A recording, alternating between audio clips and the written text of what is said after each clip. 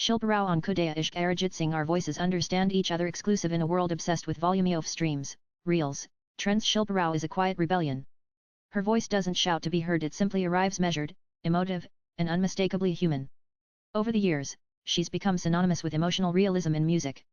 From the aching vulnerability of Javda Zindagi to the nuanced restraint in Tir Hawal and the textured intimacy of Raz Raz, Shilpa has crafted a space where less truly is more. Now, with Khudaya Ishq, a romantic duet with Arijit Singh in the film A Bir Gulal, she leans into love once again, but this time, with a depth that feels weathered and wise. This isn't the flutter of first love. It's the quiet, lingering kind that survives storms. In this exclusive conversation with NEWS18 Shosha, Shilpa opens up about the subtlety behind singing love, the evolving collaboration with Arijit, and what it means to make music that resists noise and honors stillness.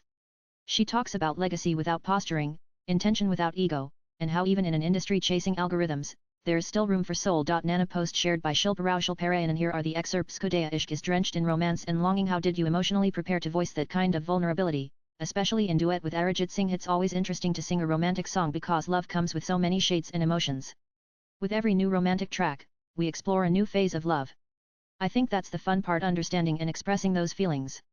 With Khudaya Ishq, it's not a young or playful kind of love, it's mature and deep.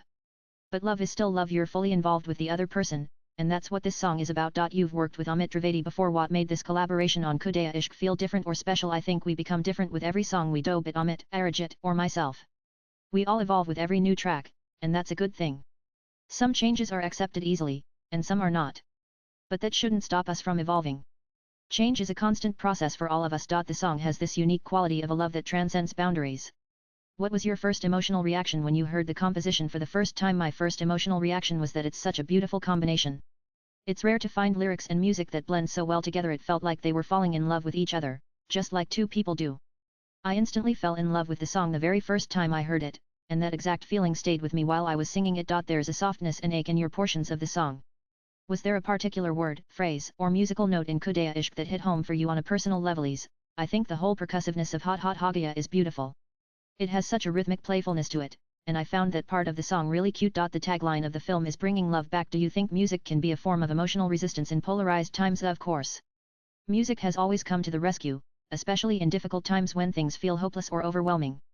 Music brings back hope, it brings back love. Currently, the younger generation is leading the way. I feel that when people see love, there's often fear or doubt. But when it comes to your heart, don't hold back. Embrace love fully, it can bring beautiful changes into your life. That's what I hope people take away from this song and film. Given the conversations around Fawad Khan's return, do you feel artists, especially singers, are often caught in crossfires that have nothing to do with art itself? One thing I always say and will keep saying is that any artist, from anywhere in the world, has one purpose: to spread love through their art. There's nothing else behind it. That's our only intention. What does it mean for you to be part of a film like A Bir Gulal that is trying to reintroduce a sense of softness, romance, and unity in a world brimming with noise and divisione? Think when the skies are stormy and dark, and suddenly the sun breaks through the clouds, it brings a sense of hope and warmth. That's what this film and its songs represent. No matter how chaotic the times are or how low we feel, I want the song to make people feel loved and comforted. That's the purpose behind it. The Shilpa Rao and Arijit Singh combo has always been a hit.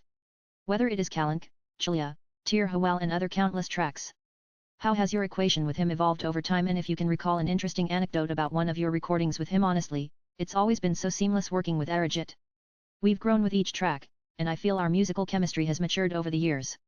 I remember when we recorded Tir Hawal, we actually met and hung out after the session. We had great conversations, shared lots of laughs, and ended up ordering a ton of food and ice cream. That memory really stayed with me. It felt like friends reconnecting after a long time. Even when we aren't recording in the same room, there's a beautiful sync between us that somehow always comes through in the song. From Coke Studio Pakistan to Tamil hits like Kavala, you've blurred the lines between cultures and languages. What excites you about regional collaborations that Bollywood sometimes misses? I feel extremely lucky to have worked across such diverse musical spaces with incredible artists like Anirudh, P.M., Shekhar, Anushka Shankar, and even Ed Sheeran. Being in the studio with such artists has always been a special experience. And with each of them, the common goal is to spread love through our music. Raz Raz became an anthem for urban solitude and heartbreak.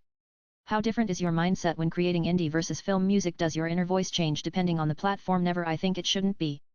Music is music, a song is a song. Let's sync with that conviction. You should stop thinking about whether it is indie or film. I don't think anyone should think like that. You've been called the queen of restraint, a singer who knows how to undersing and let silence speak. How conscious is that decision while recording? That's the only real effort I make while singing, to keep it simple and focused so that the song shines. That's always been my approach. Do you ever feel a responsibility to carry forward a certain kind of emotional realism in music when the industry is leaning towards viral trends and auto-tuned perfection? Everyone has their own way of getting where they need to be. There's no right or wrong, it's a mix of everything. What I've learned from my guru is to let the music speak for itself. Don't overthink it. Don't add too many techniques. Keep it soulful and full of heart.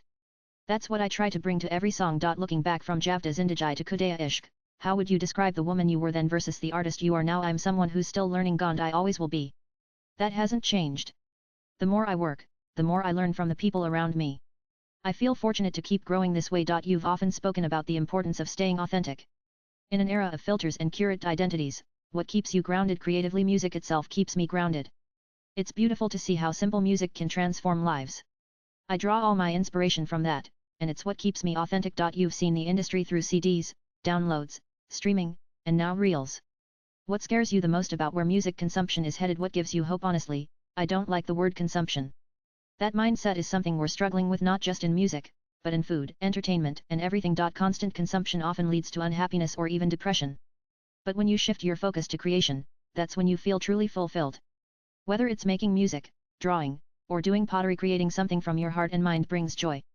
That's what I hope people start doing more of, creating, not just consuming. It's been a while since you released an independent album like Suno, where you explored Hindustani classical and folk music. Do you plan to release more such albums for your listeners, especially in an era where non-commercial music is equally appreciated and loved? I've been hearing this from a lot of people, and I think I should give it a try.